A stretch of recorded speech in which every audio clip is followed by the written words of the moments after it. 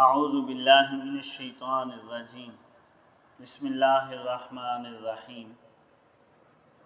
او کصیب من السماء فیہ ظلمات ورعد وبرق یجعلون اصابعهم فی آذانهم من الصواعق حذر الموت واللہ محیط بالکافرین یکاد البرق یخطف ابصارهم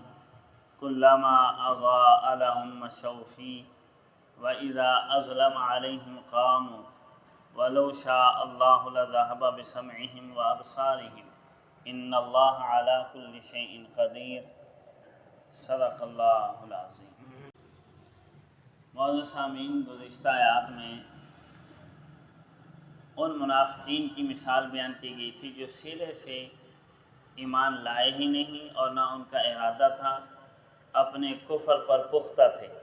تو اللہ رب العزت نے بھی فرمایا کہ صم بکم عمی فہم لا یرجعون، کہ اندھے گونگے بہرے ہو چکے ہیں، واپس نہیں پلٹیں گے، کیونکہ ارادہ ہی نہیں کر رہے اور اندر یہی سوچ رہے ہیں کہ ہم نے اپنے سابقہ عقیدے کے اوپر اور کفر کے اوپر مضبوطی سے ڈٹے رہنا۔ تو ہمیں ان کی مثال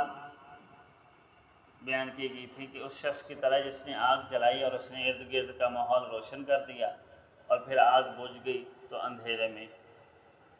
اندھیرا چھا گیا۔ اسی طریقے سے ان کے پاس حق آیا اور حق کے دلائل واضح ہوئے، لیکن انہوں نے جان بوجھ کر کفر کو اختیار کیا اور وہ حق کا نور ان کے سامنے بجھ گیا، اب اس کی طرف یہ نہیں آ سکیں گے۔ دوسرے قسم کے منافقین وہ تھے جو ڈاما ڈول تھے، یوں سمجھیں کہ شک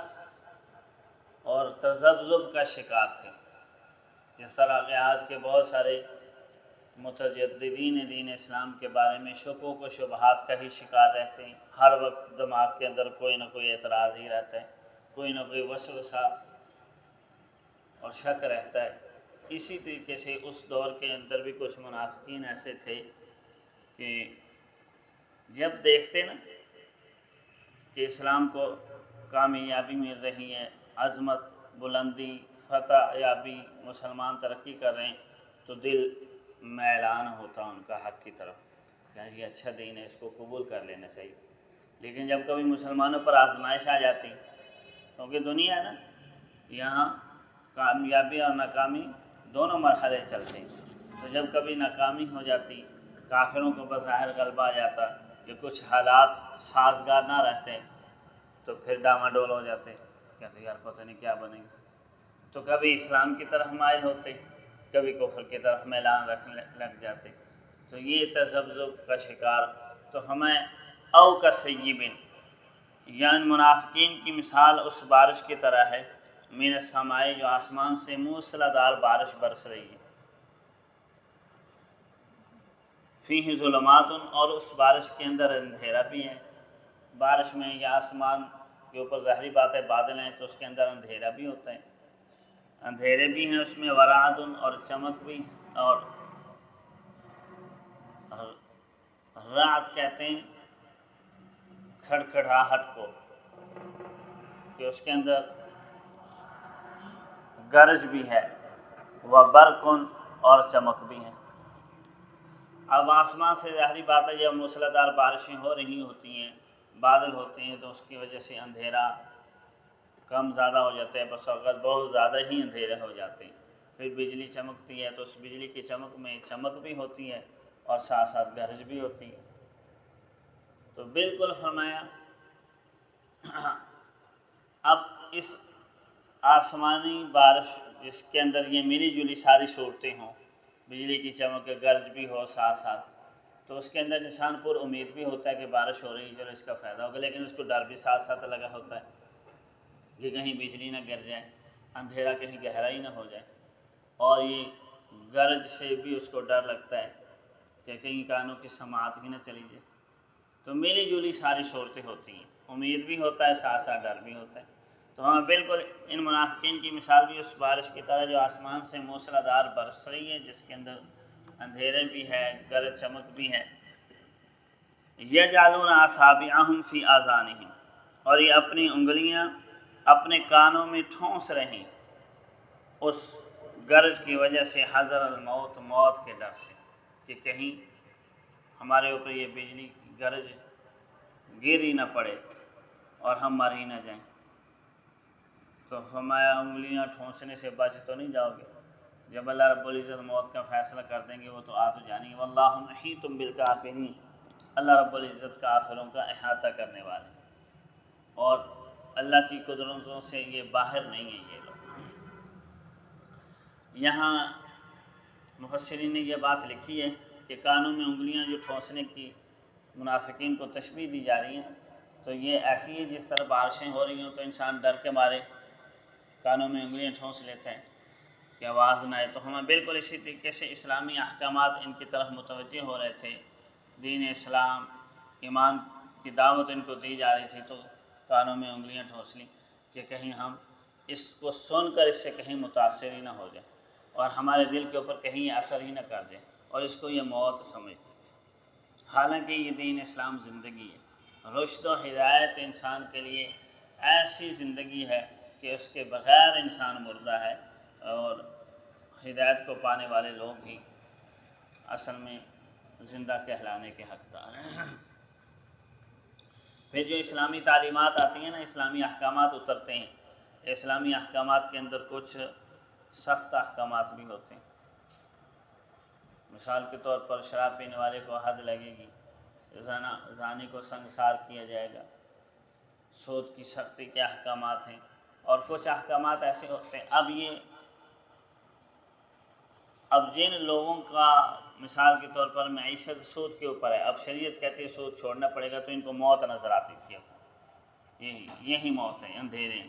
کہ وہ آگے مستقبل نظر نہیں آتا تھا۔ حالانکہ اسلام نے اس کے بالمقابل غیر سودی نظام بھی تو دیا تھا، تو اگر اندھیرا تھا ایک طرف تو دوسری طرف روشنی کی بھی کرن تو دکھائی تھی کہ حلال روزگار کے یہ مواقع ہیں، یہ ذرائع ہیں، ان کو لے لو۔ تو یہی گرج چمک ہے کہ ڈاواں ڈول اگر ایک طرف کوئی سختی تھی تو دوسری طرف اللہ کی رحمت بھی تھی، لیکن چونکہ اب انہوں نے فیصلہ کرنا تھا کہ کس چیز کو لے لیں، تو اگر اللہ اس کے رسول پر اعتماد کر لیتے تو فوراً قبول کر لیتے کہ جو کہہ دیا گیا ہے اس کو مان لیتے ہیں اور اسی میں ہماری بھلائی ہے، اللہ کے رسول کے اوپر اعتماد کر لیتے۔ لیکن اپنی عقل سے فیصلہ کرتے، اور جب عقل سے فیصلہ کرتے تو عقل انسان جس ماحول کے اندر، جس نفسانی خواہشات کے اندر پھنسا ہوتا ہے، اس سے بڑا مشکل نکلتا ہے، تو اس وجہ سے وہ پوری طرح فیصلہ نہ کر پائے اور یہ ڈرنے لگ جاتے کہ کہیں ہمارے اوپر یہ اثر انداز نہ ہو جائے دین اسلام کی تعلیمات، تو پھر بھاگتے اور اپنی اسی پرانی زندگی اور سابقہ اطوار اور طرز زندگی کے اوپر رہنے کی پوری کوشش کرتے۔ تو ہمیں کہیں بھی بھاگ جاؤ، دین اسلام، اللہ رب العزت کافروں کا احاطہ کر کے رہیں گے، آج نہیں تو کل یہ دین تمہیں قبول کرنا پڑے گا، نہیں تو پھر تم دنیا کے اندر بھی ذلیل و رسوا ہو جاؤ گے اور آخرت کے اندر بھی۔ مزید اللہ رب العزت اس کی وضاحت فرما رہے ہیں، یکاد البرق یخطف ابصارہم، قریب ہے کہ یہ چمک ان کی آنکھوں کی بینائی کو اچک لے۔ ایسی زیادہ چمک سے انسان کی آنکھیں ختم ہو جاتی ہیں، خیرہ ہونے کا ڈر ہوتا ہے، تو ہمیں ان کا بھی یہی حال ہے کہ اس قدر اسلام کو ترقی ملے گی، اس قدر ترقی ملے گی کہ قریب ہے کہ ان کی آنکھیں خیرہ ہو جائیں، اپنے آپ کو اندھا ہونا پسند کر لیں گے، لیکن دین کی کامیابی کو نہیں دیکھ سکتے، حالانکہ یہ انہی کے لیے اتارا گیا۔ مزید فرمایا کلما اضاء لهم مشوا فیہ، جب بھی وہ روشنی، وہ بجلی کی چمک ان کے لیے روشنی پیدا کرتی ہے تو اس میں چل پڑتے ہیں۔ ظاہری بات ہے جب بجلی چمکتی ہے تو اس میں روشنی ہوتی ہے تو انسان کے لیے راستہ عیاں ہو جاتا ہے، واضح ہو جاتا ہے، تو اس میں چل پڑتا ہے۔ وَإِذَا أَظْلَمَ، اور جب اندھیرا چھا جاتا ہے ان کے اوپر، قاموا، تو پھر کھڑے ہو جاتے ہیں۔ تو اس کا مطلب بھی یہی ہے کہ جہاں کہیں ان کو کوئی سمجھ بوجھ آتی ہے، کوئی امید کی کرن نظر آتی ہے تو اسلام کی طرف لپکتے ہیں، لیکن جہاں آزمائش آتی ہے تو اس کو اندھیرا سمجھ کر پھر ادھر کھڑے ہو جاتے ہیں اور اسلام کی طرف آگے نہیں بڑھتے۔ حالانکہ توکل علی اللہ کرتے ہوئے، نبی کی ذات پر بھروسہ کرتے ہوئے ان کو دین اسلام کی طرف بڑھ جانا چاہیے تھا۔ اور اللہ رب العزت فرماتے ہیں اب یہ اسی طرح ڈاماڈول اور شک کی حالت کے اندر زندگی گزار رہے ہیں، اور اگر اللہ چاہتے تو بالکل ان کو شک سے نکال کر کفر پر پختہ کر دیتے، جیسے پہلے قسم کے منافقین تھے۔ وَلَوْ شَاءَ اللَّهُ لَذَهَبَ بِسَمْعِهِمْ وَأَبْصَارِهِمْ، اور اگر اللہ چاہے تو اللہ ان کی سماعتوں کو اور ان کی بصیرت کو، ان کی بینائی کو لے جائے، ختم کر دے، اندھا بہرا گونگا کر دے جس طریقے سے پہلے تھے، لیکن ہمیں نہیں، ان کو مہلت دی ہوئی ہے اللہ رب العزت کہ غور و فکر کر لیں اور اسی میں ان کا بھلا ہے، اور اگر اللہ چاہیں تو ان کو بھی پہلے لوگوں کی طرح کر دیں۔ کیوں؟ ان اللہ علی کل شیء قدیر، بے شک اللہ رب العزت ہر چیز کے اوپر قدرت رکھتے ہیں، وہ چاہے تو بینا کو نابینا کر دیں اور چاہے تو نہ کرے، چاہے تو بینائی کمزور کر دے۔ اس میں ایک بات یہ بھی سمجھ لیں کہ اثر پیچھے جو طاقت کار فرما ہے نا، وہ اللہ رب العزت کی ہے۔ مثال کے طور پر کہا جاتا ہے یار اس کی آنکھیں کمزور ہو گئی ہیں، کانا تو بولا ہو گیا، تو وہ وجہ اس کے ظاہراً جو بھی اسباب نظر آئیں، پیچھے جو ہے نا وہ اللہ رب العزت کی ذات ہے۔ ان اللہ علی کل شیء قدیر، ہر چیز پر اللہ کی ذات قدرت رکھتی ہے۔ بالکل اسی طریقے سے روحانی بصیرتیں کمزور ہو جاتی ہیں، خیر و شر میں انسان تمیز کرنا، فرق کرنا میں ڈھیلا پڑ جاتا ہے، اور اس کی وجہ بھی یہی ہوتی ہے کہ اللہ رب العزت وہ صلاحیتیں ان سے چھین لیتے ہیں، اور ظاہراً اس کا کوئی بھی سبب ہو سکتا ہے، لیکن مسبب الاسباب پیچھے حقیقت اللہ رب العزت کی ذات کام کر رہی ہے۔ اسی وجہ سے فرمایا ان اللہ علی کل شیء قدیر، اللہ رب العزت ہر چیز کے اوپر قدرت رکھتے ہیں، اور اللہ رب العزت کی ذات کا ہمہ جہت قادر ہونا اور ہر چیز کے اوپر قدرت رکھنا، یہ اسلام نے عقیدہ دی ہے۔ باقی ہندی، مصری، یونانی نے ایسے خدا بنائے ہوئے جو خدا کو پوری قدرت اور طاقت بھی نہیں دیتے، یعنی ایک طرف اس کو خدا بھی مانتے ہیں ان کو، اور پھر ان کی قدرت اور طاقت کو محدود بھی کر دیتے ہیں۔ یہ اسلام نے ہی اللہ رب العزت کی ہمہ جہت اور ہمہ وقت کی قدرت کو اور ہر چیز کے اوپر قدرت اللہ رب العزت کی جو ہے نا وہ ثابت کی ہے۔ اللہ رب العزت کی ذات ہمیں اپنا صحیح تعارف نصیب فرمائے، قرآن و سنت کے اوپر اعتماد اور